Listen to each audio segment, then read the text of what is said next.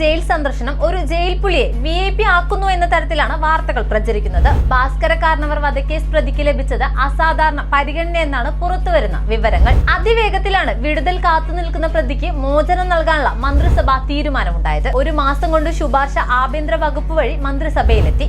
അർഹരായ നിരവധി പേരെ പിന്തള്ളിയാണ് ഈ പ്രതിക്ക് മാത്രമായുള്ള ശിക്ഷാ ഇളവ്.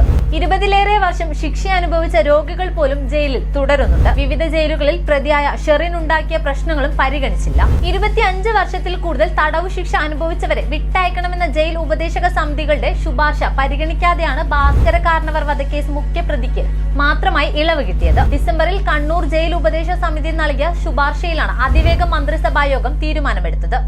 ഇതിൽ ഗതാഗത മന്ത്രി ഗണേഷ് കുമാറിന്റെ ഇടപെടലിനെ കുറിച്ച് കോൺഗ്രസ് വക്താവ് ജ്യോതികുമാർ ചാമക്കാല പറഞ്ഞത് ചർച്ചയായിരുന്നു.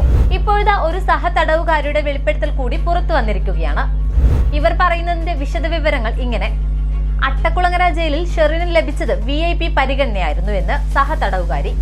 ഷെറിന് VIP പരിഗണന നൽകിയത് അന്നത്തെ ജയിൽ DIG ആണത്രേ. 2013 ശേഷമുള്ള സമയത്താണ് ഈ വെളിപ്പെടുത്തൽ നടത്തിയ സുനിതയും ഷെറിനും അട്ടക്കുളങ്ങര വനിതാ ജയിലിൽ ഒരുമിച്ചുണ്ടായിരുന്നത്.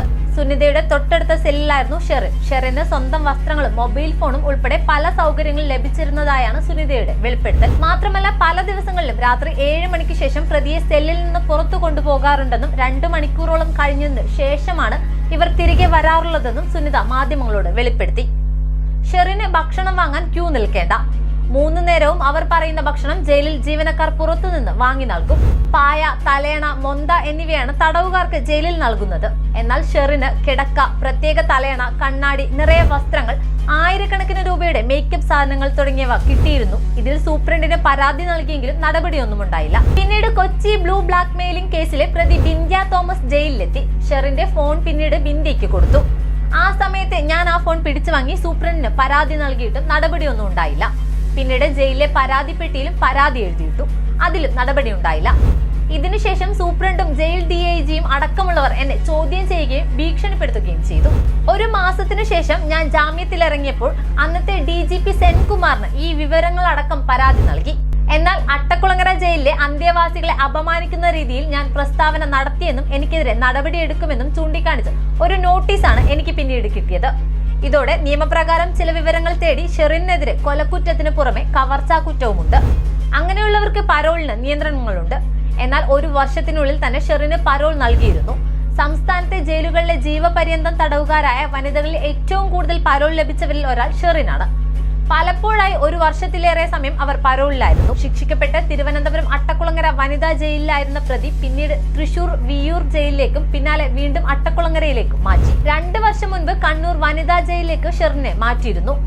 ഇത് വിവരാവകാശ പ്രകാരം ചോദിച്ച് മനസ്സിലാക്കിയതോടെ ഷെറിന് വഴിവിട്ട സൗകര്യങ്ങൾ നൽകിയതിന് ജയിലിലെ 2 ഉദ്യോഗസ്ഥരെ സെൻകുമാർ സ്ഥലം മാറ്റി. ജയിലിൽ പെരുമാറ്റ ദൂഷ്യമൊന്നും കാണിക്കാത്തവർക്കാണ് പരോളിന് പരിഗണനയുള്ളത്.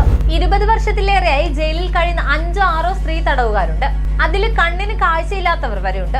അവർക്കൊന്നും ഇളവ് ലഭിച്ചിരുന്നില്ല. കാർണവർ വധക്കേസിലെ പ്രതി ഷെറിന്റെ കാര്യത്തിൽ കോൺഗ്രസ് വക്താവ് ജ്യോതികുമാർ ചാമക്കാല പറഞ്ഞത് സത്യം. മനോരമ ന്യൂസ് കൗണ്ടർ പോയിന്റിലാണ് ചാമക്കാലയുടെ ആരോപണം. KB ഗണേഷ് കുമാറിന്റെ ഓഫീസ് ഇടപെട്ടാണ് അവരെ സഹായിച്ചത്. അതിന്റെ തെളിവുകൾ വരും ദിവസങ്ങളിൽ പുറത്തുവരുമെന്നും ചാമക്കാല അന്ന് പറഞ്ഞു. ഗണേഷിന്റെ അനുയായി കോട്ടത്തല പ്രദീപും ഇടപെട്ടു എന്ന് പ്രതിയോടൊപ്പം പ്രദീപ് പലവട്ടം പോലീസ് സ്റ്റേഷനിൽ പോയിട്ടുണ്ട്. പറഞ്ഞത് തെറ്റാണെങ്കിൽ തനിക്കെതിരെ കേസെടുക്കട്ടെ എന്നും ജ്യോതികുമാർ പറഞ്ഞു. ഇവർ പത്തനാപുരം സ്വദേശിയാണ്. ഇവരെ സംബന്ധിച്ച് പരോൾ ലഭിച്ച സ്റ്റേഷനിൽ പോയി ഒപ്പിടണമെന്ന് പറയുമ്പോൾ അവരോടൊപ്പം എല്ലാ ദിവസവും പോകുന്നത് KB ഗണേഷ് കുമാറിന്റെ ഈ പ്രദീപ് തന്നെയായിരുന്നു. ഇരുവരും എല്ലാ ദിവസവും പോലീസ് സ്റ്റേഷനിൽ പോയി ഒപ്പിട്ടതിന്റെ CCTV ദൃശ്യങ്ങൾ പത്തനാപുരം സ്റ്റേഷനിൽ പരിശോധിച്ചാൽ കിട്ടുമെന്നും ചാമക്കാല പറഞ്ഞു. പ്രചരിക്കുന്ന ഈ വാർത്ത ശരിയാണെങ്കിൽ കേരളത്തിലെ ജയിലുകളിലെ സാധാരണക്കാരുടെ അവസ്ഥ എത്ര ഭീകരമായിരിക്കും?